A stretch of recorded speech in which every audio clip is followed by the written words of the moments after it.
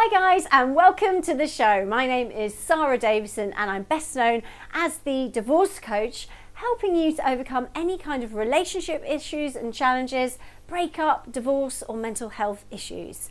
Now, you can email me directly to get your questions answered in an upcoming episode, and I will show you how to do that towards the end of this episode. However, today we're going to talk a little bit about having suicidal thoughts.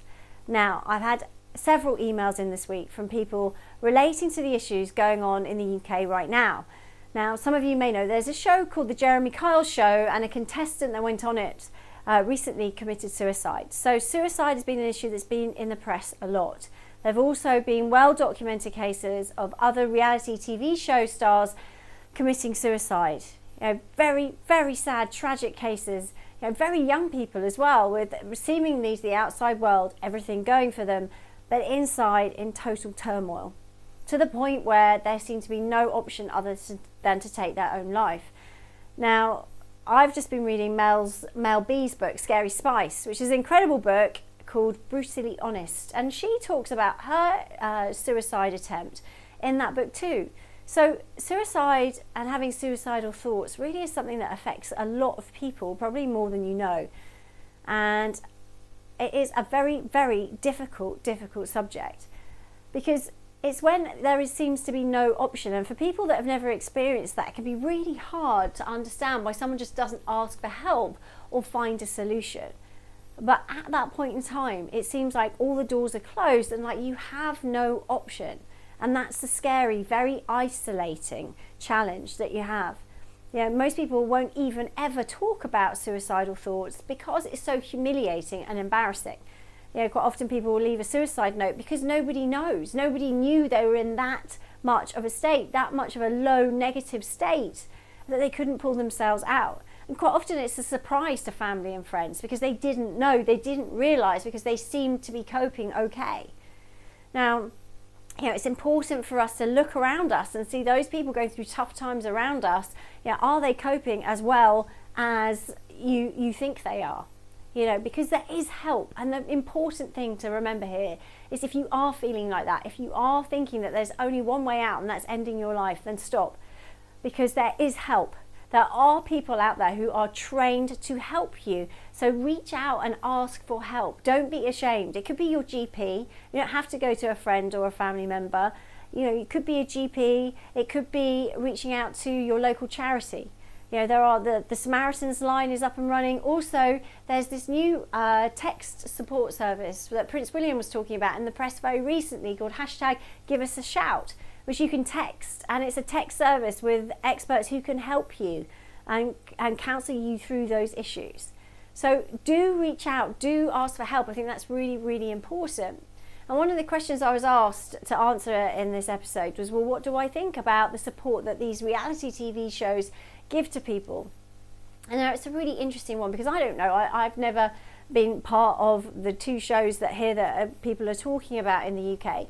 But what I do believe firmly is that we're all adults and we all make our own decisions, and we have to be responsible for our own lives. So if we make a decision to go on a show, it should be because we've researched it and we understand. Now, the duty of the show, I guess, is to ensure that people really fully understand what those consequences can be, because from the outside it can seem that they go on to fame and stardom and they make money and their lives are changed for the better. But actually, with that fame, with that stardom, with that increase of earning capacity that suddenly comes with that, it can also create, obviously, some issues about how do you manage that situation? How do you cope with none of your life being private anymore and having total open access to the public? And what about the fallout with friends and family? Managing those, making decisions about your life and your future and your career that maybe you've never really had to think about before, maybe you're not properly prepared for. So, there are some sides of it that I think the shows that have responsibility for, to ensure that the people that are coming on fully understand and have a support system in place. But given that that has been done, then it is ultimately up to us what we decide to do with our lives. I was talking the other day about divorce reform law, and someone said, well, Sarah, don't you think, I was at it was a Ministry of Justice round table, and somebody said, but people are going to make mistakes. They're going to rush into getting divorced if it's that easy. Because if you reform the laws and make divorce an easier solution, surely more people are going to do it, and that's wrong because they could be making a mistake. Now, my argument to that is we're all adults. We have to be able to make our own mistakes, and boy, do we.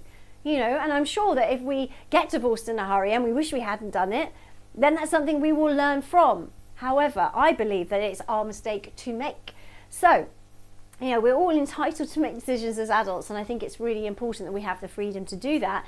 So, but getting educated about what it means, whether it's a relationship breakup or divorce, whether it's going on to a reality TV show, whether it's bearing our soul on a different type of show, whatever it is that you decide to do as an adult, well, that's your decision and you are entitled for that. But you also, with that, have to face the consequences, if there are any, and take responsibility. But for those people who didn't realise the depth of that, when suicide becomes an option, then there are ways through that. There are people that can help. So you need to ask for help. And I know that can be difficult, but this text service is a great way of doing it. You don't even have to speak to anybody. Or maybe you want to pick up the phone and speak to someone in the Samaritans and they can help you. Whatever it is, reach out to your local charities, as I said before, your GP, but ask for help, because it's never as bad as you think. There's always a way through the difficult times to come out the other side. And when you do come out the other side, you will be stronger. And wiser, and you'll have learnt a lot. And it's important to remember that there is a way through, and there are people that care and want to help. So that's my message, I guess. If you're having suicidal thoughts, then please do reach out, ask, talk about it.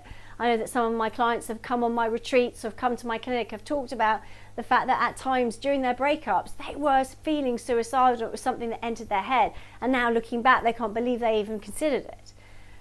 So you can get through it, and you can go through and come out the other side and be happy again. So that's an important message to know. Please reach out if you need that help.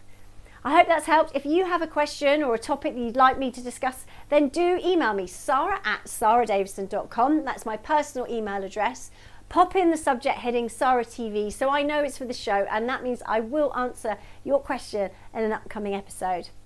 Now, thanks for watching. If you have liked the show, then please like and subscribe. That would be awesome. And I look forward to seeing you in future episodes. So thanks, guys. Lots of love. Have a great day.